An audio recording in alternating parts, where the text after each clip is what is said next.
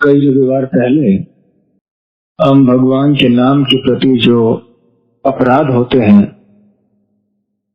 नाम अपराध, उनके बारे में चर्चा करते आए हैं। हम सब जानते हैं कि भगवान का नाम ही इस कलयुग में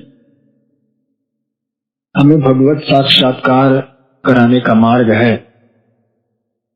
भगवान के नाम के अलावा इस कलयुग में और कोई उपाय नहीं है। केवल भगवान का नाम उच्चारण करने मात्र से ही हमें भगवान श्री कृष्ण के चरण कमलों के प्रति शुद्ध प्रेम प्राप्त हो सकता है। कलयुग अधर्म का और कष्ट का सागर है। यहाँ पे किसी को तपस्या, ज्ञान, भक्ति करने की इच्छा नहीं है, परंतु भगवान ने कलयुग के पतित जीवों के ऊपर असीम कृपा करके उनको खुद का नाम दिया है, जिसका सहारा लेकर, जिसका उच्चारण करके यहाँ के पापी पतित जीव भी भगवत धाम में वापस जा सके। तो कितना आसान है ये मार्ग, कितना सुलभ है। केवल भगवान का नाम लो और भगवत धाम लौट जाओ, बस इतना सरल। परंतु समस्या एक है, वो क्या है? समाधान तो बहुत सरल है, लेकिन हम सरल नहीं हैं। इसलिए सरल उपाय लेने के लिए हमें बहुत कठिनाई होती है। हमारे आसक्तियां, हमारे मन के अलग अलग तरह के भ्रम, ये हमको अपराध करने में मजबूर करते हैं। और जब भगवान के नाम के प्रति हम अपराध करते हैं तो फिर कठिनाइयां हमारी बढ़ जाती हैं। भगवत गीता में भगवान कृष्ण बताते हैं, सर्वधर्मान परित्यज्य मामेकम शरणं व्रज अहम त्वाम सर्व पापेभ्यो मोक्षयिष्यामि मा शुचः। कि जो व्यक्ति केवल भगवान श्री कृष्ण के शरण में जाएगा वो सारे पापों से मुक्त हो जाएगा। तो अगर कोई पापों से मुक्त होना चाहता है तो वो भगवान कृष्ण के शरण में जा सकता है, फिर पापों से मुक्त हो जाएगा। लेकिन अगर उसने भगवान श्री कृष्ण के चरण कमलों के प्रति अपराध किया तो उसके लिए क्या मार्ग है? उसके लिए मार्ग है कि वो भगवान कृष्ण के नाम का आश्रय ले, नाम के शरण में जाए। तो फिर अगर अनायास उसने कोई भगवान कृष्ण के प्रति भी कोई अपराध किया हो, कृष्ण के नाम का आश्रय लेने से कृष्ण के चरण कमलों के प्रति जो अपराध हुए हैं वो भी नष्ट हो सकते हैं। तो समस्या ये है कि अब हमने अगर भगवान के नाम के प्रति अपराध किया तो क्या? क्योंकि हमारा स्वभाव ही हो गया है अपराध करना। इस भौतिक जगत में रहकर हम कई तरह के अपराध करते हैं, भगवान के प्रति, भगवान के नाम के प्रति, भगवान के सेवा के प्रति, भगवान के अर्चा विग्रह के प्रति, भगवान के भक्तों के प्रति, सारे जीवों के प्रति कितने सारे अपराध हम करते बैठते हैं जाने अनजाने में। तो भगवान के नाम के प्रति अपराध करने से बहुत कठिनाई हो जाती है। फिर क्या मार्ग है हमारे लिए? अगर भगवान के नाम के प्रति अपराध करते करते कोई अगर भगवत धाम पहुंचना चाहता है तो यह संभव नहीं है। जब हम भगवान के नाम के प्रति अपराध करते हैं तो हमारे भक्ति मार्ग में प्रगति करने के लिए बंधन या अड़चन आ जाते हैं। हम भगवान के नाम के प्रति रस या आसक्ति का अनुभव नहीं कर सकते हैं। भगवत प्रेम हमें नहीं मिलता है। भक्ति हमारी सूखी सूखी लगती है। मनुष्य का दिमाग ऐसा है, पशु ऐसे नहीं होते। जब चैतन्य महाप्रभु झारखंड में जा रहे थे, वृंदावन की ओर जाते जाते जब वो उस वन से गुजर रहे थे तो नाम संकीर्तन करते करते उन्होंने वहां के सारे पशु प्राणी पक्षियों को भी संकीर्तन में शामिल कराया। वो सब कृष्ण प्रेम को प्राप्त कर लिए। महाप्रभु के संग हाथ ऊपर करके नृत्य करने लगे। शेर, हिरण सब साथ में गले लगाकर कीर्तन कर रहे हैं, जबकि दोनों स्वाभाविक रूप से एक दूसरे के शत्रु हैं।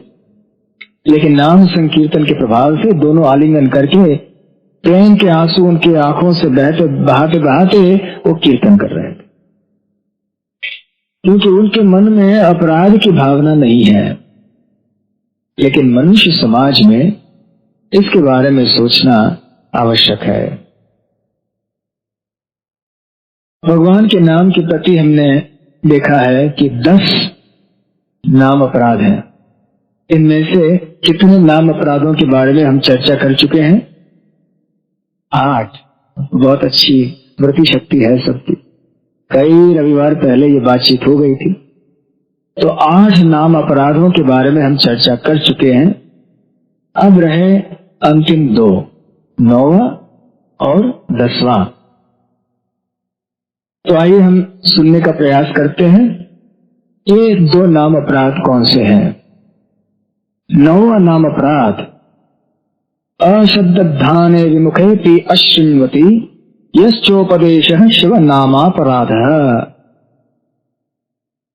किसी एक ऐसे व्यक्ति को भगवान के नाम के महिमा का वर्णन करना जो कि अशब्दधाने विमुख है, जो कि बहिर्मुख है, जो कि भगवान को पीठ दिखा रहा है, जिसके मन में भगवान और भगवान के नाम में कोई श्रद्धा नहीं है, अशब्दधाने विमुख है। तो ऐसे व्यक्ति को अगर हम भगवान के नाम की महिमा सुनाएंगे तो ये एक अपराध माना जाता है।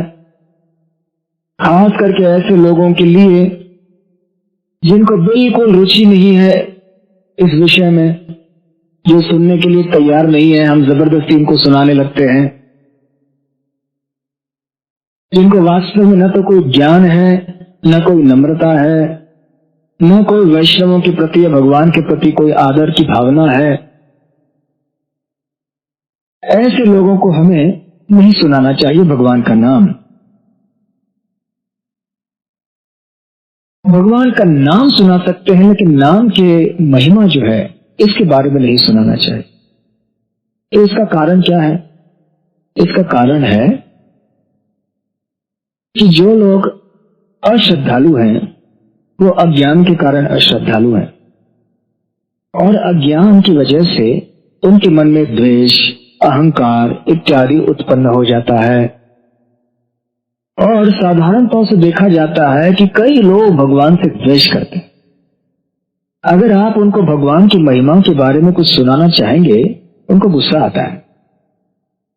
आपको अनुभव है? आपने अगर किसी को प्रचार करने का प्रयास किया हो, कृष्ण का नाम सुनते ही गुस्सा आता है उनको। कृष्ण ने ऐसे किया, वैसे किया।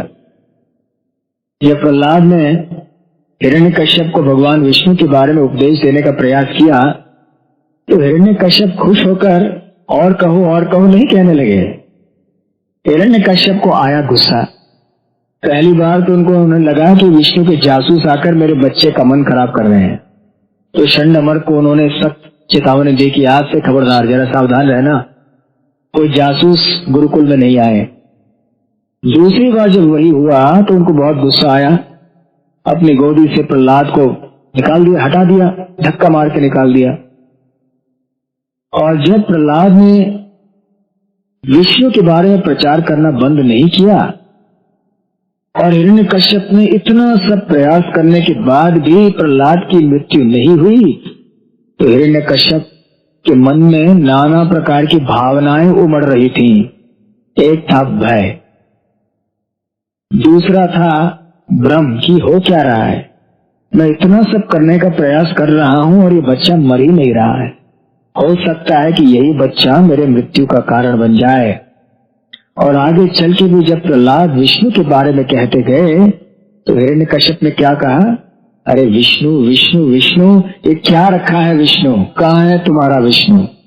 इस कमरे में है। क्योंकि उन्होंने देखा था कि प्रहलाद हाथ जोड़कर केवल उस खंबे की ओर देख रहे हैं, क्योंकि इस खंबे के अंदर नरसिंह देव प्रकट थे। केवल प्रहलाद देख रहे थे, हिरण्यकश्यप को पता नहीं था कि प्रहलाद क्या देख रहा है। नरसिंह देव भगवान अंदर खड़े थे, प्रहलाद हाथ जोड़कर उनको देख रहे थे बड़े प्रेम की दृष्टि से। हिरण्यकश्यप ने सोचा, ये क्या खंबे की ओर देख रहा है मेरा बच्चा, क्या तुम्हारा विष्णु खंबे में है? फिर प्रहलाद ने कहा, हाँ, मेरा भगवान, मेरे प्रभु तो सब जगह है। इसका मतलब है कि जो अश्रद्धालु लोग होते हैं, ज्यादा उनको हम भगवान की महिमा का वर्णन करने जाते हैं तो उनको ज्यादा गुस्सा आ जाता है। चाणक्य पंडित भी बताते हैं, किसी मूर्ख व्यक्ति को अच्छी उपदेश दे दो, उसको गुस्सा आता है। इसलिए कभी कभी मूर्ख व्यक्ति से दूर ही रहना अच्छा है। एक मूर्खों की संगत में कहीं हमारी बुद्धि न भ्रष्ट हो जाए। तो इस तरह से जब वो लोग अपराध करने बैठते हैं भगवान के नाम के प्रति, हम भी उस अपराध में भागीदारी हो जाते हैं, शामिल हो जाते हैं। उसका फल हमें भी भुगतना पड़ता है। हमारी संस्था में एक सन्यासी हैं, भक्ति तीर्थ स्वामी, वो कई साल पहले घटना बता रहे थे। इसको हम सुनाना पसंद करते हैं। वो बता रहे थे कि किस तरह से वो पुस्तक वितरण करते थे। वो पहले जाते थे किसी के पास, खास करके कोई बड़ा आदमी है, और सबसे पहले फटाक से वो भगवान कृष्ण का सुंदर चित्र सामने खोल कर रख देते थे एक क्षण में, और तुरंत उनकी आंखों के सामने रख देते थे, और उनके चेहरे पे क्या दिखाई पड़ रहा है वो गौर से देखते थे। कई लोगों की आंखें बड़ी हो जाती थी, अच्छा बहुत सुंदर है, और इस तरह से प्रशंसा करते थे। और कोई लोग उनकी आंखें भी बड़े हो जाती थी, गुस्से की आंखें, ले जाओ, क्या क्या है, मेरे सामने से ले जाओ। तो फिर उस समय वो समझते थे कि किनके साथ में समय बिताना चाहिए, किनके साथ नहीं बिताना चाहिए। हमारे भक्तों का अनुभव है कि जब वो पुस्तक वितरण के लिए जाते हैं, कई लोग समय बर्बाद करते हैं, बिठाते हैं, नाना प्रकार के सवाल करते हैं, केवल समय बर्बाद करते हैं। कोई रुचि नहीं है उनको कोई मनोरंजन चाहिए, इसलिए बिठा लेते हैं भक्त को, और भी नाना प्रकार की फिजूल की बातें करते हैं, कोई न कोई जानबूझ के प्रश्न करते हैं, हालांकि उनको कोई सुनने की इच्छा नहीं है। तो इस तरह से ऐसे लोगों के साथ समय बिताना कोई फायदे की बात नहीं है। लेकिन जो लोग थोड़े रुचि दिखा रहे हैं, थोड़ी एक प्रकार का झुकाव दिखा रहे हैं, उनको बताने में थोड़ा फायदा है। अगर हमने ऐसे लोगों को ज्यादा से ज्यादा भगवान की महिमा का, भगवान के नाम की महिमा का वर्णन करना आरंभ किया, तो हो सकता है वो ज्यादा ऐसे बोलने लगे जिससे कि वो ज्यादा अपराध कर बैठे, इसलिए नहीं बताते हैं। जिन लोगों ने बहुत सारे पाप किए हैं, पाप की पूंजी की वजह से वो भगवान की महिमा को समझ नहीं सकते, वो एक अड़चन बन जाती है। इसलिए भगवान कृष्ण गीता में बताते हैं, येषां त्वन्तगतं पापम जनानां पुण्य कर्मणाम ते मोह द्वंद्व निर्मुक्ता भजन्ते माम दृढ़व्रताः। जब तक व्यक्ति के पाप क्षीण नहीं हो जाते हैं और उसकी सुकृति की पूंजी पर्याप्त मात्रा में बढ़ नहीं जाती है, तब तक वो दृढ़ता से भगवान की भक्ति नहीं कर सकता है। तो फिर ऐसे लोगों के लिए कोई उद्धार का कोई मार्ग है भी या नहीं? हम उनको भूल जाएं तो उनका उद्धार कैसे हो सकता है? आजकल ऐसे श्रद्धालु लोग कितने मिलते हैं? बहुत कम। गया वो जमाना जब लोग मंदिर में आते थे बड़े भक्ति भावना से कि हम भगवान को जानना चाहते हैं, शास्त्रों में जो लिखा है वो हम बड़े श्रद्धा से स्वीकार करेंगे। ज्यादा से ज्यादा लोग बिन बुलाए जो मंदिर में आते हैं, केवल अपना शॉपिंग लिस्ट लेकर आते हैं, मुझे ये चाहिए वो चाहिए, या तो पूरी कोई पीड़ित अवस्था में आते हैं। लेकिन बहुत कम लोग भगवान को प्राप्त करने के लिए आते हैं। तो फिर क्या किया जाए? तो लोगों का उद्धार होगा कैसे? तो शास्त्र बताते हैं, नाम संकीर्तन और सरल से सरल भगवद गीता का उपदेश और कृष्ण प्रसाद। साधारण जनता के लिए नाम संकीर्तन और कृष्ण प्रसाद का वितरण, ये दो चीजें बहुत लाभदायक है। इनको करने से लोगों के पाप नष्ट हो जाएंगे और जो सुकृति धीरे धीरे से बढ़ जाएगी। साथ साथ में जो 2 शब्द भगवत गीता के सुनना चाहते हैं उनको हम सुना सकते हैं। हम शरीर नहीं है, हम आत्मा है। आत्मा शरीर को त्यागती है, इसको मृत्यु कहते हैं। जन्म मृत्यु का चक्कर क्या है, ऐसी सब सरल बातें हम उनको बता सकते हैं। तो ऐसे दिव्य ज्ञान का श्रवण करने से धीरे धीरे धीरे से उनका हृदय शुद्ध हो जाता है। भगवान का नाम लेने से, भगवान का प्रसाद लेने से हृदय शुद्ध हो जाता है और फिर वो भगवान की महिमा को सुनने के लिए, उनके नाम की महिमा को सुनने के लिए तैयार हो जाएंगे। ये तरीका है। डायरेक्ट नए आदमी को जाकर आप बताने लगे कि भगवान के नाम से क्या क्या होगा तो विश्वास नहीं करेंगे। चैतन्य लीला में एक छोटी सी कहानी बताई गई है कि जब चैतन्य महाप्रभु नाम संकीर्तन किया करते थे श्रीवास ठाकुर के घर में, तो सारे दरवाजे बंद किया करते थे, क्योंकि वहां पड़ोस में जो लोग रहते थे वो सब नास्तिक लोग थे, अश्रद्धालु लोग थे और वो बिल्कुल समझते नहीं थे कि श्रीवास ठाकुर के घर में चल क्या रहा है। वो तो सोचते थे कि ये सारे लोग तो पागल हो गए हैं और ये लोग तो पाप कर रहे हैं। रात भर ऐसा जोर आवाज करके वो तो भगवान विष्णु को जगा रहे हैं अपनी निद्रा से, तो इनको तो पाप लगेगा। तो चैतन्य महाप्रभु ने आदेश दिया था कि किसी भी अयोग्य व्यक्ति को यहाँ अंदर आने की अनुमति नहीं है। तो इस प्रकार से सारे भक्त बड़े सावधान रहते थे। सभी लोग जानते थे कि चैतन्य महाप्रभु तो स्वयं श्री कृष्ण है, अंतर्यामी है, सब कुछ जानते हैं, तो इसलिए किसी को भी वो लाते नहीं थे बाहर से। हालांकि बहुत सारे लोग आने के इच्छुक थे, लेकिन एक ब्रह्मचारी था। भक्त तो था नहीं, परंतु बड़े कड़क ब्रह्मचारी नियम का पालन करता था। स्वभाव से भी बड़ा नम्र सौम्य था, भक्तों के प्रति आदर भावना रखता था, चैतन्य महाप्रभु के प्रति भी आदर भावना रखता था। काफी तपस्या करता था, केवल दूध का पान करके जीता था, अनाज नहीं खाता था, कड़क ब्रह्मचारी। और ये बार बार श्रीवास ठाकुर के पास आता और कहता कि मुझे भी चैतन्य महाप्रभु का नृत्य, उनका संकीर्तन देखना है, उनके संकीर्तन में शामिल होना है। तो हर बार श्रीवास ठाकुर सोचते चैतन्य महाप्रभु क्रोधित हो जाएंगे, मैं अनुमति नहीं दे सकता। लेकिन एक दिन उस ब्रह्मचारी के बार बार कहने पर श्रीवास ठाकुर ने कहा, ठीक है, तुम इतने अच्छे नम्र सुशील ब्रह्मचारी हो, कड़कता से ब्रह्मचर्य का पालन कर रहे हो, इतने सालों से इतनी तपस्या कर रहे हो, तो ठीक है आ जाओ, लेकिन वहां पीछे छुप जाना। वो ब्रह्मचारी अंदर आया और श्रीवास ठाकुर के घर में जहाँ संकीर्तन हुआ करता था, एक दूसरे कमरे में जाकर वहां खंबे के पीछे छुप गया। वहां चैतन्य महाप्रभु अन्य भक्तों के संग आए, बहुत धूमधाम से संकीर्तन आरंभ हुआ। सारे भक्त भाव विभोर हो गए। चैतन्य महाप्रभु भी बड़े उत्साह से कीर्तन कर रहे थे, अच्छी तरह से जानते थे कि श्रीवास ठाकुर ने क्या किया है।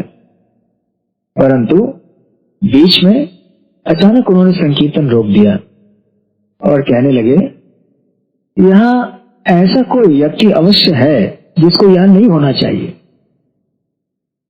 सब लोग एक दूसरे की ओर देखने लगे। श्रीवास ठाकुर को डर लगा, इसलिए सोचा कि अभी तो बिल्कुल झूठ तो नहीं बोल सकते। सीधे उन्होंने सच बता दिया, कहा कि हाँ प्रभु, ये ब्रह्मचारी है जो दूध को पीता है केवल और कुछ नहीं खाता है, बड़े तपस्या करने वाला ब्रह्मचारी है, हमने उसे अनुमति दी है। तो चैतन्य महाप्रभु को आया बड़ा गुस्सा। उन्होंने कहा, क्या दूध पीने से मेरी भक्ति मिलेगी? क्या तुम सोचते हो कि जो आदमी केवल तपस्या करता है वो मुझे प्राप्त कर सकता है? गजेंद्र ने क्या तपस्या की थी? वो तो हाथी था, हनुमान और वानर सेना ने क्या तपस्या की थी? वो तो वानर थे। वृंदावन के गोपियों ने क्या तपस्या की थी? वो तो केवल साधारण गांव की महिलाएं थी, गोपियां थी। तो मुझे केवल भक्ति करने से प्राप्त किया जा सकता है। केवल तपस्या करके दूध के ऊपर जीना, इससे मेरी प्राप्ति नहीं हो सकती है।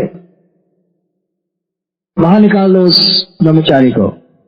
तो कांपते हुए चैतन्य महाप्रभु के वचनों को सुनते कांपने लगा वो ब्रह्मचारी। बाहर आ गया, दंडवत प्रणाम किया और महाप्रभु के चरणों में क्षमा याचना की और वहां से बाहर निकलते गया। उस समय महाप्रभु ने देखा कि इसकी भावना अनुकूल है, सही भावना लेकर आया है, इसके मन में वाकई कोई घमंड नहीं है। हालांकि तपस्या कर रहा है, लेकिन इस वक्त इसके नम्र व्यवहार के द्वारा ये अब मेरे संकीर्तन में शामिल होने के लिए योग्य हो गया है। फिर उन्होंने उस व्यक्ति को, ब्रह्मचारी को वापस बुलवाया और उसके सर के ऊपर अपने चरण कमल प्रदान किए। सारे भक्तों ने हरि बोल कह के अभिनंदन किया उस भक्त का। तो उसका जीवन सफल हो गया था। इसका मतलब है कि हर चीज के लिए योग्यता चाहिए। वो व्यक्ति भक्त नहीं था, लेकिन अब क्योंकि वो महाप्रभु और भक्तों के सामने नम्रता से पेश आया, इसलिए वो योग्यता उसे प्राप्त हो गई, जिससे कि वो महाप्रभु के अंदर अंदरूनी दल में वो आ गया। इस तरह से हम देख सकते हैं कि जो कृष्ण भक्ति के जो ऊंचे विषय रहते हैं या जो नाम की महिमा रहती है, वो केवल वो लोग सुनने के लिए योग्य हैं जिनके मन में श्रद्धा है। तो अगर किसी ने ये नाम अपराध किया है, किसी ने अश्रद्धालु लोगों को जाकर बार बार कृष्ण नाम की महिमा का वर्णन किया है, तो इसके लिए प्रायश्चित कैसे किया जा सकता है? सबसे पहली बात तो उसे भक्तों के संग में आकर हृदय से प्रायश्चित की भावना उसकी होनी चाहिए कि मैंने बहुत बड़ी गलती की, और उसे नाम तत्व सुनते रहना चाहिए। हृदय से भगवान से प्रार्थना करनी चाहिए।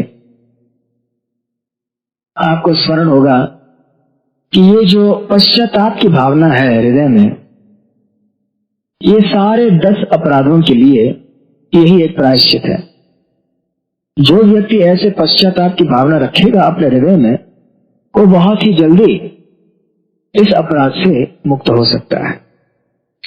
तो ये है 9वां अपराध कि हमें किसी अश्रद्धालु व्यक्ति को भगवान के नाम की महिमा का उपदेश नहीं करना चाहिए। केवल साधारण नाम संकीर्तन में उसे भाग कराना चाहिए, उसे कृष्ण प्रसाद देना चाहिए, और सरल जो गीता का दर्शन है, फिलॉसफी है, वो उसे देना चाहिए। अब यह है 10वां नाम अपराध। 10वां नाम अपराध है श्रुत्वापि नाम माहात्म्यम यह प्रीति रहितोद्धमः अहम ममादि परमो नाम्नि सोप्य अपराध कृत। श्रुत्वा अपि नाम महात्म्यम।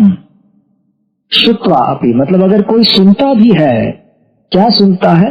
नाम महात्म्यम।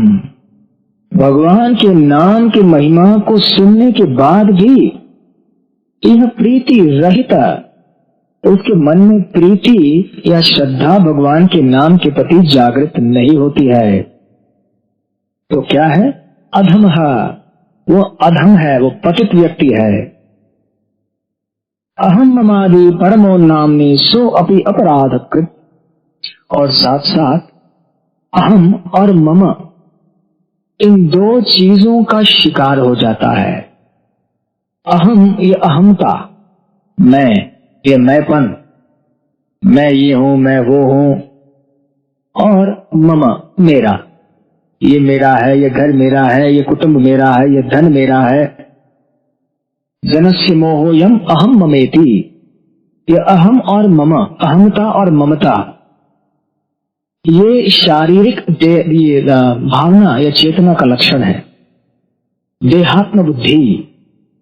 तो जो व्यक्ति अपने आप को शरीर समझता है और वो अहमता और ममता में अटक जाता है, उसके मन में भगवान के नाम के प्रति अनुराग उत्पन्न होना बहुत कठिन है। नाम नाम कार्य बहुधा निज सर्वशक्ति तत्रापिता नियमित स्मरणेन काल एतादृशी तव कृपा भगवन् ममापि दुर्दैव मिदृशम इहाजनि नानुराग। चैतन्य महाप्रभु कहते हैं कि हे प्रभु, आपके अनंत नाम हैं जैसे कृष्ण और गोविंद, और हर एक नाम में आपने आपकी अनंत शक्ति प्रदान की हुई है। आप में और आपके नाम में कोई अंतर नहीं है, परंतु मैं इतना दुर्भाग्यशाली हूँ कि आपके नाम के प्रति मेरे मन में अनुराग या रुचि जागृत नहीं हुई है। ये क्यों नहीं होता है? क्योंकि हमारे मन में ये अहमता और ममता है। ये एक प्रकार की असुरी वृत्ति है। जैसा कि भगवत गीता के 16वें अध्याय में भगवान श्री कृष्ण वर्णन करते हैं, ईश्वरो हम अहम भोगी। वो कहते हैं, अब आदमी सोचता है असुरी प्रवृत्ति वाला कि मैं ही ईश्वर हूं और मैं ही भोगता हूं, और इस तरह से वो अपने भ्रम में पड़ जाता है, अपनी अहमता को और ममता को बढ़ाने जाता है। ऐसी अवस्था में भगवान के नाम के प्रति आकर्षण उसके हृदय में नहीं हो सकता है। इस संसार की जो आसक्ति है बहुत बलवान है और आदमी को भगवान के नाम से खींचकर संसार में प्रपंच में फिर से ले आती है। लेकिन जो व्यक्ति शुद्ध भक्ति की अवस्था को प्राप्त कर चुके हैं, उनके जीवन में क्या बीतता है, एक छोटी सी लीला से हम जान सकते हैं। चैतन्य महाप्रभु जब श्रीवास ठाकुर के घर में कीर्तन किया करते थे, तो एक बार हुआ ये कि श्रीवास ठाकुर का जो छोटा लड़का था वो बीमार था और काफी गंभीर अवस्था में था। वहां पे अंदर सारे घर की महिलाएं उस लड़के का देखभाल कर रही थी। बाहर चैतन्य महाप्रभु भक्तों के साथ में नाम संकीर्तन कर रहे थे, बिल्कुल मग्न थे नाम संकीर्तन में। और अचानक उस लड़के की मृत्यु हो गई। श्रीवास ठाकुर को वहां बुलाया गया। श्रीवास ठाकुर वहां पर आए। जोर जोर से घर की महिलाएं जो थी वो रो रही थी। श्रीवास ठाकुर ने उनसे कहा, चुप रहो, चुप रहो, तुम्हारे जोर जोर रोने से महाप्रभु डिस्टर्ब हो जाएंगे, उनका जो ध्यान है भंग हो जाएगा। वो नाम संकीर्तन में, अपने कीर्तन में, नृत्य में मग्न है, इसलिए आपके रोने से गड़बड़ हो जाएगा। अगर आप और ज्यादा रोगे इस तरह से तो मैं गंगा में जाके अपने प्राण को त्याग दूंगा। फिर सारे महिलाओं ने रोना बंद कर दिया। लेकिन वहां श्रीवास ठाकुर का लड़का प्राण त्यागा हुआ था, केवल उनका शव वहां पे था। तो श्रीवास ठाकुर ने क्या किया, सीधे वापस कीर्तन में गए और नृत्य करना शुरू कर दिया चैतन्य महाप्रभु के साथ में। चैतन्य महाप्रभु तो भगवान कृष्ण हैं। थोड़ी देर बाद उन्होंने कीर्तन रोका और कहने लगे, अरे श्रीवास, लगता है कि कुछ ऐसी अशुभ घटना हुई है घर के अंदर, क्या बात है, क्या हुआ है? फिर अन्य भक्तों ने बताया कि प्रभु, श्रीवास ठाकुर का लड़का, उसका देहांत हो गया। अभी ये घटना हुए 2.5 घंटे हो गए। तो चैतन्य महाप्रभु कहने लगे कि अरे 2.5 घंटे बीत गए लड़के की मृत्यु होने से, और ये श्रीवास ठाकुर अभी यहाँ कीर्तन कर रहे हैं हमारे साथ में। तो ऐसे भक्त जिसके हृदय में नाम के प्रति इतनी रुचि है और जो हमसे इतना लगाव रखता है, ऐसे शुद्ध भक्त को हम त्याग के कैसे चले जा सकते हैं? ये भगवान चैतन्य महाप्रभु के संन्यास लेने के पहले की बात थी। तो भक्तों के मन में संशय आया कि क्या इसका मतलब है कि महाप्रभु छोड़ के जाने वाले हैं क्या हमें? लेकिन फिर भी खैर, समस्या तब ये थी कि श्रीवास ठाकुर के लड़के की मृत्यु हो गई थी। तब क्या किया जाए? तो उस समय चैतन्य महाप्रभु ने कहा कि चलो चलो जाते हैं लड़के के पास। और लड़के के पास वहां पर गए और उन्होंने देखा कि लड़के का शरीर वहां पर पड़ा हुआ है तो चैतन्य महाप्रभु ने उस बच्चे के वक्षस्थल के ऊपर हाथ रखा और कहा, फिर क्यों सोए हो, उठो। और फिर वो बच्चा, सब लोग आश्चर्यचकित हो गए कि महाप्रभु ऐसा क्यों कह रहे हैं, जब बच्चे की मृत्यु हो गई तो जाके वहां कह रहे हैं कि बोलो उठो। पहले तो आश्चर्यचकित हो गए थे, लेकिन अचानक अब बच्चा बोलने लगा और सारे भक्त और भी आश्चर्यचकित हो गए, विस्मित हो गए पूरी तरह से। और फिर बच्चा बोलने लगा कि हे प्रभु, आपकी लीला को कौन जान सकता है, आपकी इच्छा के बिना कुछ भी नहीं हो सकता। मैं पिछले जन्म में कहीं और था और मेरे प्रारब्ध के अनुसार मुझे ये शरीर मिला था और उसी प्रारब्ध के अनुसार मुझे ये शरीर त्यागना पड़ रहा है। मुझे अगले शरीर में जाना है। तो अब जाते जाते मेरी एक ही इच्छा है कि आप हमेशा मुझे आपके चरण कमलों में रखिए, ये मेरे ऊपर कृपा करें कि मैं आपको कभी भूलूं नहीं। बस ये नहीं चाहता हूं। बाकी कौन किसका पिता है, कौन किसकी माता है, कौन किसका भाई बहन, इस संसार के संबंधों का क्या मतलब है। इस तरह से बच्चा बोलने लगा और फिर शांत पड़ गया। फिर सारे भक्त चैतन्य महाप्रभु के चरण कमलों में प्रणाम करने लगे और बड़े आश्चर्यचकित होकर इस घटना के बारे में बातचीत करने लगे। उधर समय बीतते जा रहा था। फिर उस लड़के के शरीर को स्मशान भूमि ले गए। चैतन्य महाप्रभु जिस खुद थे, संकीर्तन करते करते गए, अंतिम क्रियाएं, अंत्येष्टि क्रिया सब किए और फिर उनका संकीर्तन का कार्य जारी रहा। तो हम देख सकते हैं कि श्रीवास ठाकुर जैसे शुद्ध भक्त ये ममता और अहमता की भावना से कितने परे थे कि उनको फर्क ही नहीं पड़ा। वो सोच रहे थे कि भगवान को प्रसन्न करना, भगवान के नाम संकीर्तन में अड़चन नहीं लाना, ये ज्यादा महत्वपूर्ण है। हमारे कर्मों के अनुसार हमारे कुटुंब के सदस्य आते हैं और जाते हैं। मृत्यु आएगी, दूसरा जन्म होगा और ये जन्म मृत्यु का चक्कर चलेगा, लेकिन भगवान को प्रसन्न करना ये सबसे महत्वपूर्ण बात है। इसलिए जिस व्यक्ति को भगवान के नाम में रुचि जागृत करानी है, उसको इन भौतिक कल्मशों को त्यागना होगा।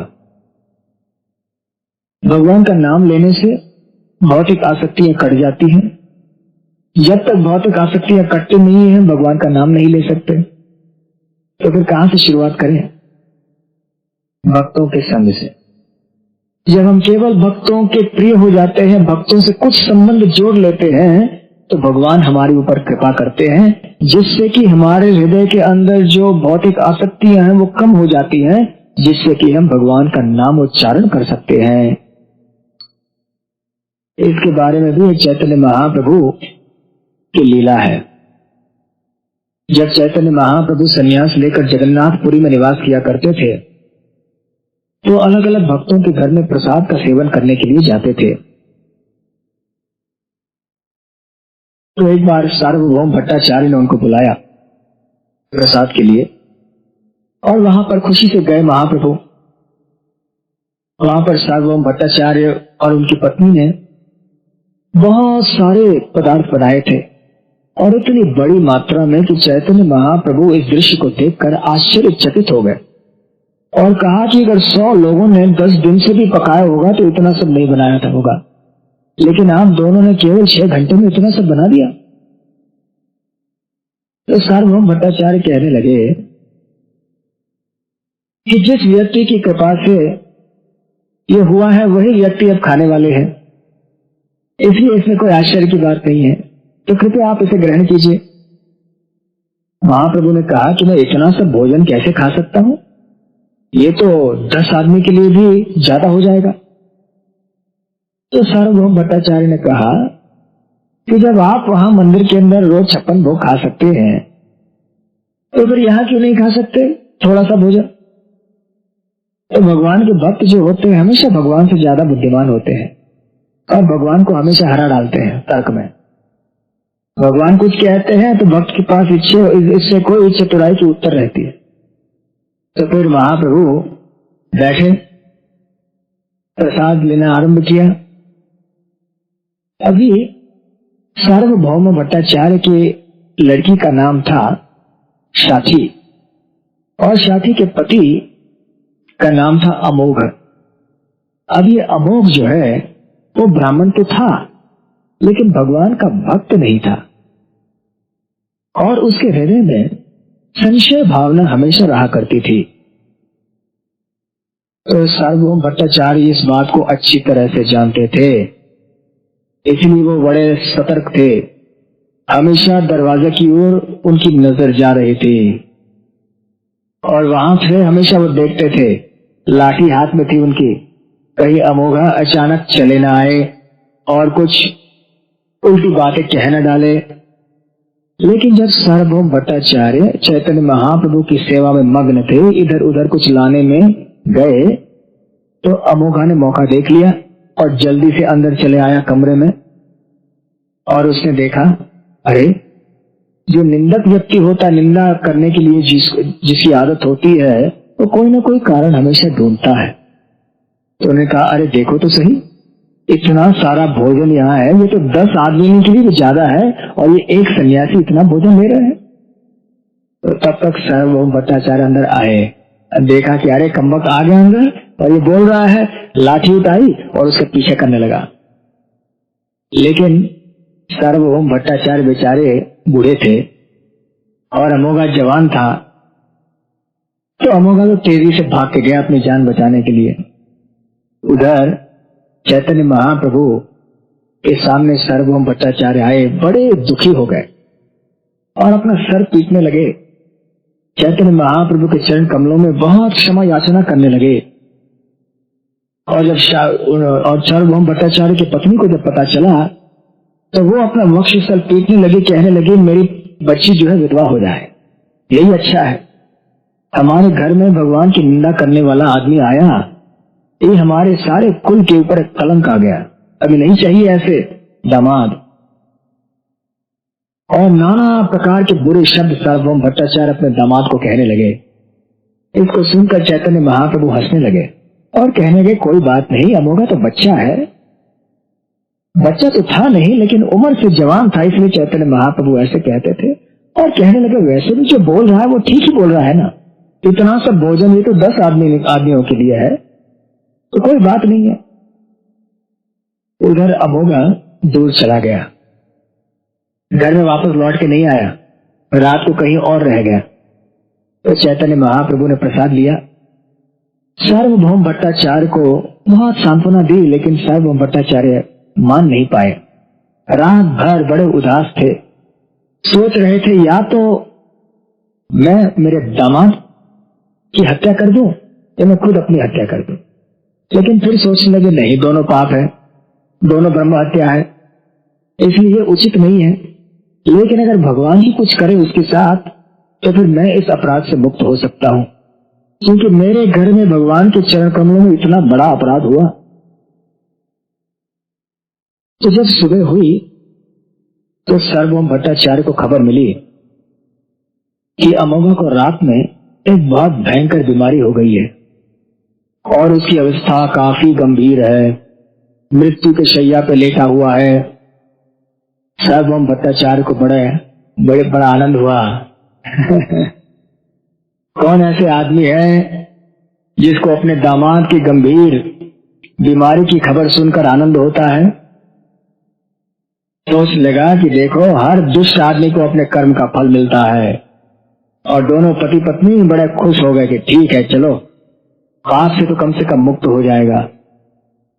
जब चैतन्य महाप्रभु को खबर दी गोपीनाथ आचार्य ने, तो चैतन्य महाप्रभु को अच्छा नहीं लगा। सीधे दौड़ते हुए वहां अमोघा के कमरे में गए और अमोघा के वक्षस्थल पे अपने कर कमल रखे और कहने लगे, अरे अमोघ, तुम्हारे हृदय में इतना द्वेष? तुम तो ब्राह्मण हो, ब्राह्मण का हृदय तो शुद्ध होना चाहिए। ब्राह्मण का हृदय जो है वो भगवान के लिए एक निवास स्थान होना चाहिए। जहां हृदय में गंदगी होती है वहां भगवान कैसे निवास कर सकते हैं? वास्तव में ये कितनी अच्छी बात है। क्या हम किसी गंदे घर में रहना पसंद करेंगे? अगर हमारे घर में बहुत गंदगी हो, चूहे, कॉकरोच, बहुत धूल, 5 साल से कोई धुलाई नहीं, सफाई हुई नहीं है, हम क्या वहां पर रहना पसंद करेंगे? और अगर कोई मेहमान हमारे घर में आएगा ऐसी अवस्था में, तो वो क्या सोचेगा? दोबारा नहीं आएगा वो। तो हमारा हृदय जो है वो भी भगवान के लिए एक निवास स्थान होना चाहिए, और है भी। लेकिन जब हमारे हृदय में इस तरह के गलत भावनाएं रहती हैं, काम, क्रोध, लोभ, मोह, मद, मत्सर्य, ये द्वेषी हृदय में भगवान निवास करना पसंद नहीं करते हैं। तो फिर चैतन्य महाप्रभु कहने लगे कि अमोघ, त्याग दो इस द्वेष भावना को, ये तुम्हें शोभा नहीं देता है। और इस तरह से तुम्हारे हृदय में जो भी भौतिक आसक्तियां हैं उनको भी काट दो और भगवान के पवित्र नामों का उच्चारण करो। बोलो हरे कृष्ण मंत्र, हरे कृष्ण कृष्ण कृष्ण हरे हरे, हरे राम राम राम हरे हरे। और उस समय अमोघ की बीमारी तुरंत चली गई और उठा और उसके पागल की तरह हरे कृष्ण मंत्र बोलने लगा। कृष्ण नाम का उच्चारण करते कभी नाचता, कभी कूदता, कभी रोता, कभी हंसता।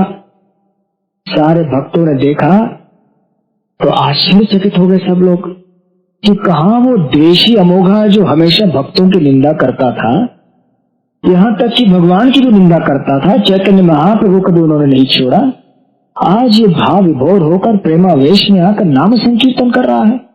उसकी आंखों से आंसू बह रहे हैं, कंठ गदगद हो, वाक्यों से रुद्ध हो गया है। ये चमत्कार कैसे हो गया?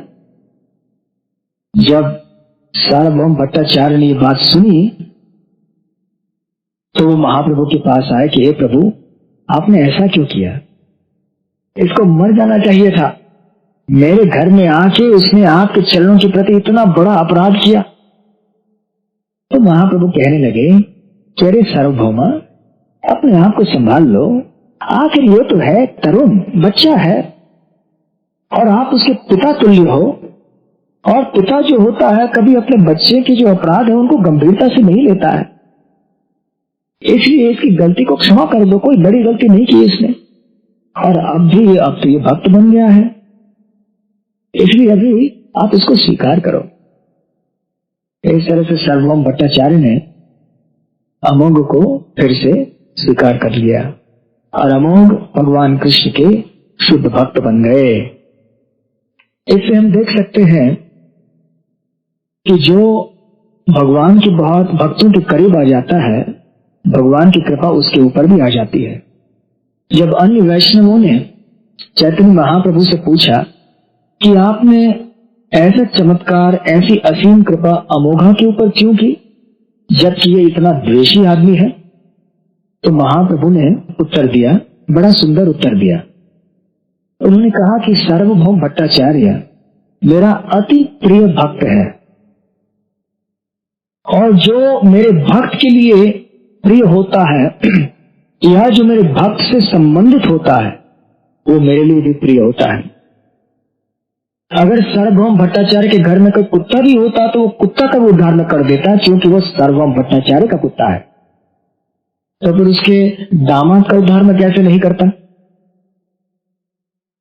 तो सारे भक्तों ने महाप्रभु की बातें सुनी और उनको बड़ा आश्चर्य हुआ। इस तरह से अगर हमें हमारी भौतिक आसक्तियों से दूर होना है, इनको काटना अवस्था में लें, तो हमें भक्तों के संग में आना चाहिए। भक्तों के सामने अपने आप को बड़े नम्रता से पेश करना चाहिए।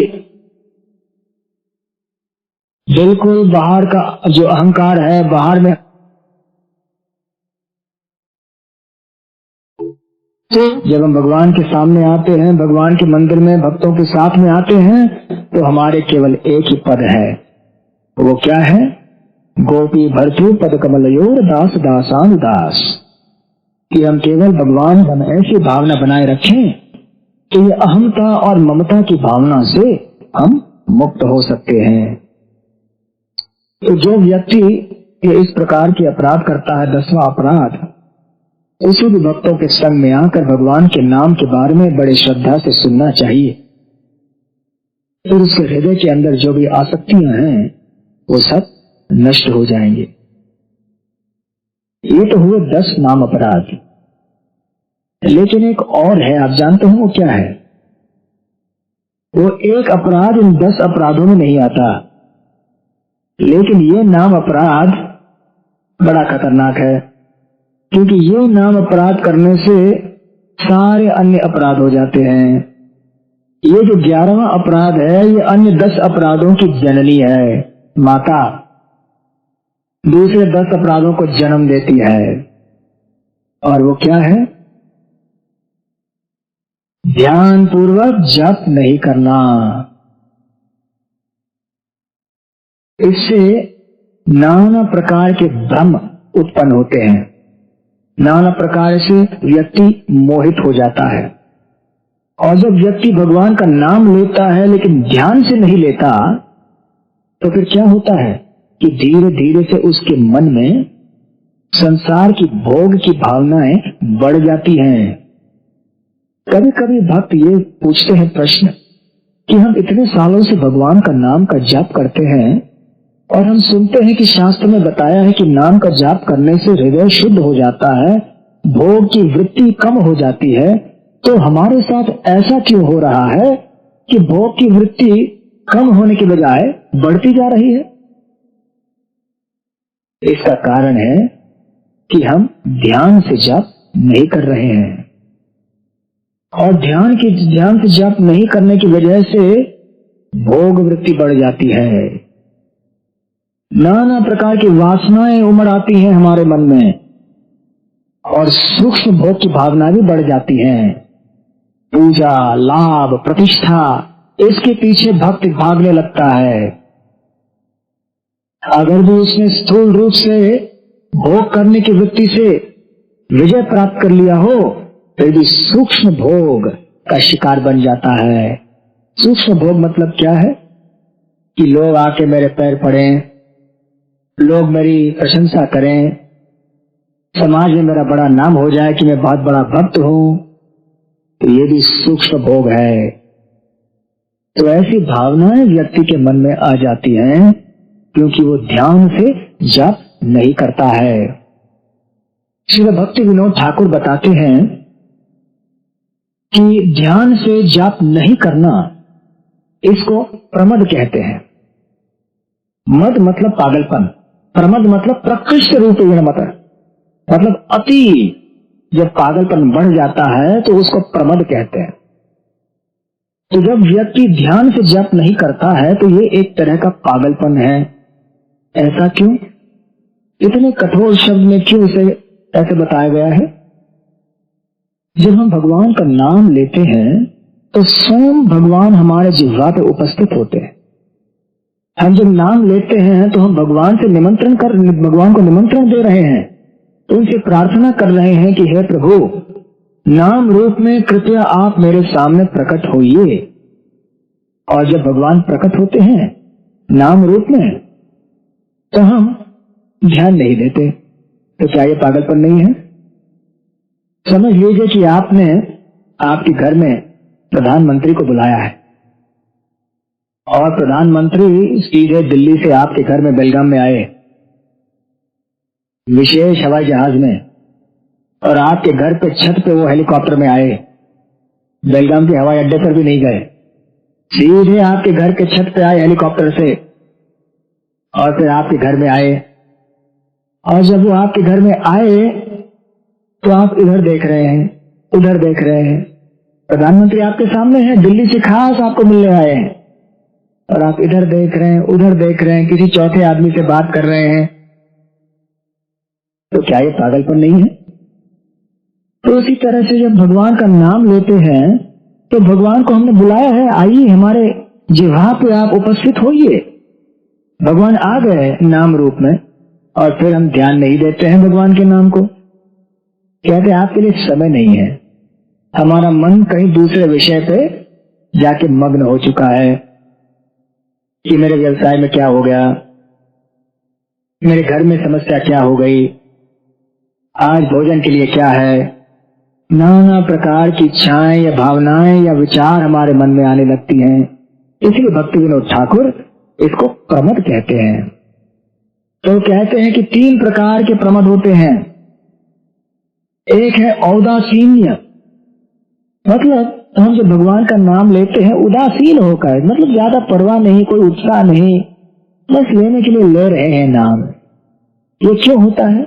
क्योंकि हमारे हृदय में कई तरह की भौतिक आसक्तियां रहती हैं, और जब हम भगवान का नाम जाप करना आरंभ करते हैं तो हमारा मन इन भौतिक आसक्तियों के प्रति आकृष्ट हो जाता है, और इसलिए भगवान के नाम के ऊपर हम ध्यान नहीं ले सकते। तो इसके लिए उपाय क्या है? उपाय है कि हम ऐसे वैष्णवों के संग में बैठकर हरि नाम लें, उनको देखें, उनका उदाहरण देखें कि वो कितने उत्साह से, कितने ध्यान से, कितने अच्छी तरह से जाप कर रहे हैं। तो उनका उदाहरण देखकर हमें प्रेरणा मिलती है कि चलो हम कितने हम कितने कम पड़ गए हैं ध्यान पूर्वक जाप करने में। देखो ये वैष्णव कितने अच्छी तरह से ध्यान पूर्वक जाप कर रहे हैं, कितने उत्साह से कर रहे हैं, तो चलो हमें भी करना चाहिए। तो इस तरह से ऐसे वैष्णवों के संग में आकर जब हम जप करेंगे तो हमारे जप में भी सुधार आ जाएगा। ये उदासीन भावना जो है हम इसके परे हो पाएंगे। इसलिए भक्तों को चाहिए कि जितना हो सके वो मंदिर में आके जाप करने का प्रयास करें।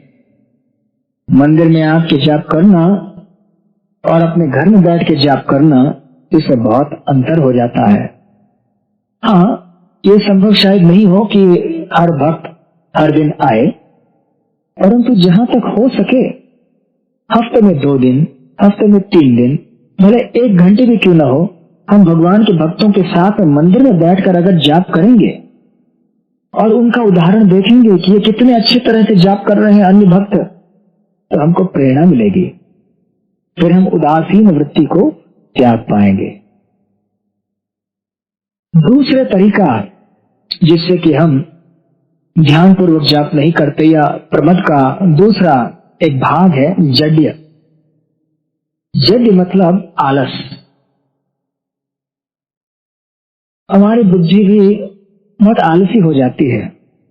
जप करते हैं, आधा माला करते हैं, तो सोचते हैं बहुत नींद आ रही है, जमाई आती है, फिर सोचते हैं चलो अभी नहीं, सो लेते हैं, फिर माला रख देते हैं, जाके सो जाते हैं।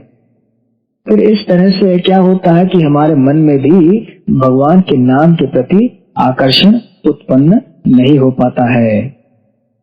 तो इससे हम मुक्त कैसे हो सकते हैं? हमें ऐसे वैष्णवों का संग करना चाहिए जो समय बर्बाद नहीं करते हैं, जो हर समय कुछ न कुछ भगवान की सेवा करते रहते हैं, जो प्रगल्भ नहीं करते, इधर उधर की फिजूल की बातें नहीं करते हैं। ऐसे वैष्णव के साथ में अगर हम उठेंगे, बैठेंगे, इनका संग लेंगे, तो फिर हमारे आलस से हम मुक्त हो सकते हैं। तीसरी बात है विक्षेप। विक्षेप मतलब मन हमारा इधर उधर भटकने लगता है। इसका भी अनुभव हम सबको है। हम भगवान का नाम का जाप तो कर रहे हैं, लेकिन मन अमेरिका चले जाता है, वर्ल्ड कप क्रिकेट में चले जाता है, जो कल हमने टेलीविजन में देखा था, और इस तरह से मन इधर उधर भागने लगता है।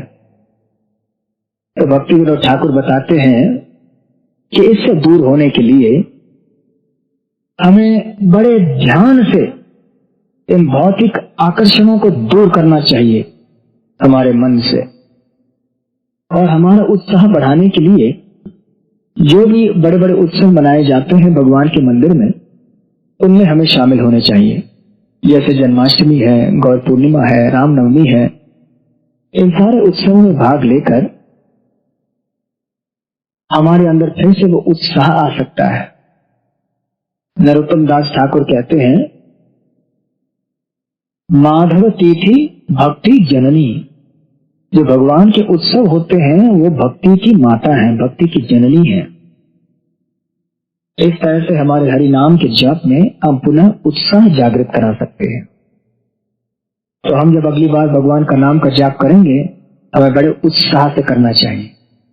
जब हम देखेंगे कि हमारा मन इधर उधर भटक रहा है, ये 3 प्रकार के अलग अलग तरह से, चाहे औदासीन्य हो, जड्य हो, विक्षेप हो, तो हमें इन तीनों से हमें बच के रहना है, वैष्णवों का आश्रय लेना है और भगवान का नाम लेते लेते भगवान के धाम में वापस जाने की तैयारी करनी है। हरे कृष्णा कृष्णा कृष्णा हरे हरे, हरे राम राम राम हरे हरे, हरे कृष्णा।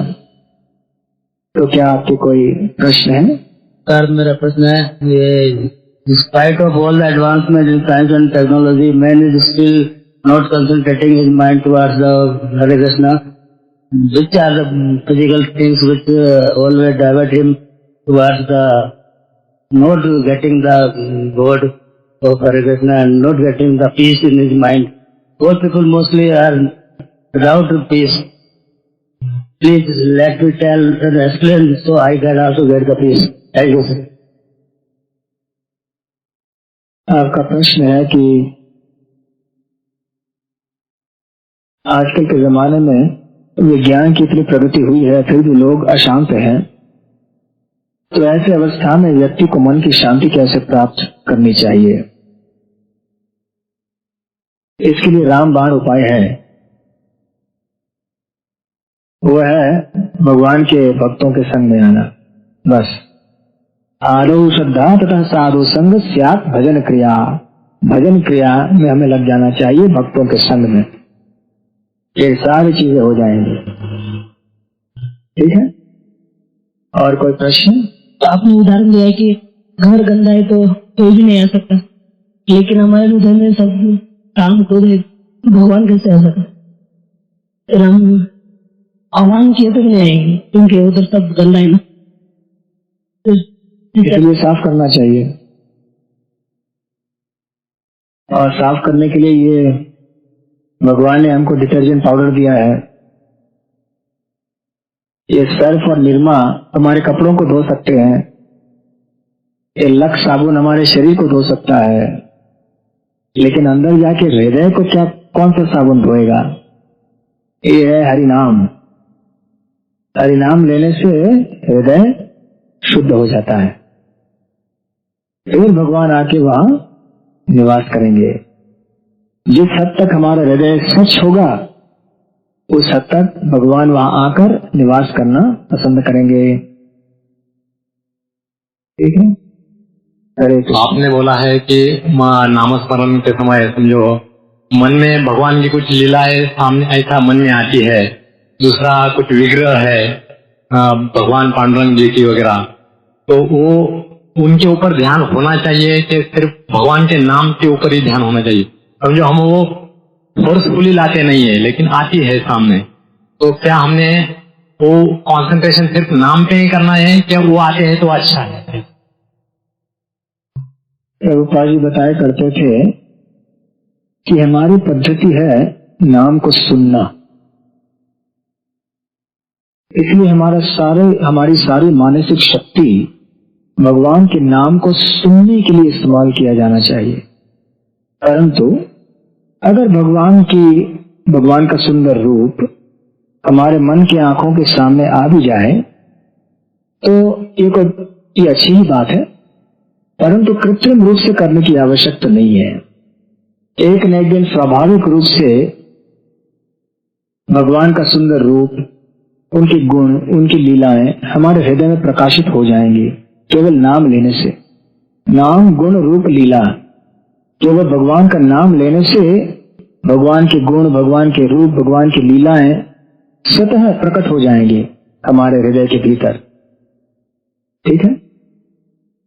यहाँ चंद्रावली गोपी के बारे में पूछा है, कोई आज से प्रवचन से संबंधित कोई अगर प्रश्न हो तो अच्छा है। हरे कृष्णा। प्रभु जी, जग के प्रति उदासीनता का सही कारण क्या हो सकता है? हमारी भौतिक आसक्तियां। हम बहुत चिंतित रहते हैं हमारी भौतिक आसक्तियों से, हमारे घर से, हमारे धन से, हमारे व्यवसाय से, हमारे शरीर से। तो ये सारी चीजें हमें उदासीन बनाती हैं। जब ये सारी भौतिक आसक्तियां होती हैं तो जब के समय हमारा मन उनकी ओर चले जाता है, आकर्षित हो जाता है उनकी ओर। इसलिए मन भटक जाता है भगवान के नाम से। ठीक है। जैसा गृहस्थ आश्रम की सारी जिम्मेदारियां और सब पति बच्चों को सबको कैसे खुश करते हुए भी हम सत्संग में अपना लीन हो सकते हैं क्या? सबको खुश करने में दिक्कत हो रही है और अपना व्यवसाय चलाते हुए, अपना व्यवसाय नौकरी चलाते हुए हम किस तरह अपने आप को परफॉर्म करें, अपनी ड्यूटी किस तरह निभाएं? थोड़ा प्लीज हमको गाइड कीजिए, आप मार्गदर्शन कीजिए। कुटुंब को खुश रखने के लिए आपको कठिनाई हो रही है? आपको सुनकर थोड़ा बहुत शायद सांत्वना मिलेगी कि आप अकेले नहीं हैं। ये सारे दुनिया की समस्या है। आज तक कोई आदमी ऐसा नहीं हुआ जिसने सबको खुश रखा हो, संभव नहीं है ये। लेकिन तो फिर किया क्या सके, क्या करें हम? सारे कुटुंब को भगवान की भक्ति में लगाएं, बस यही सरल बात है। तो भगवान के हमारे कुटुंब के केंद्र बिंदु भगवान बन जाएं तो हमारे जीवन की सारी समस्याओं का समाधान हो जाएगा। और सब लोग अगर घर में भगवान के भक्त बने, भगवान का नाम संकीर्तन चलता गया घर में, भगवान के अर्चा विग्रह की सेवा चलती रही, भगवान की कथाएं होती रही, हमारे सारे कुटुंब के सदस्य मंदिर में आते रहे, तो फिर हमारा घर वैकुंठ बन जाएगा। और जो जिन समस्याओं की अनुभूति हम कर रहे हैं वो धीरे धीरे से मिट जाएंगी। कुटुंब अगर आपसे अलग है, कहीं दूर रहते हैं, तो वहां भी वो कर सकते हैं, वहां भी वो भक्ति कर सकते हैं। जब आप जाएंगे वहां उनसे मिलने, तो आप उनको उपदेश दे सकते हैं, दो अच्छी बातें भगवान के बारे में बता सकते हैं, उनको भी जाप की माला दे सकते हैं कि भाई आप सब भी करो। घर में भी आप भोग चढ़ाए बिना कुछ खाना नहीं। और इस तरह से जो भी आप भक्तों के संग में आकर सुनते हो, समझते हो, वो आप उनको समझा सकते हो। इस तरह से उन्हें भी भगवान कृष्ण के भक्ति मार्ग में आप लगा सकते हैं। ठीक है।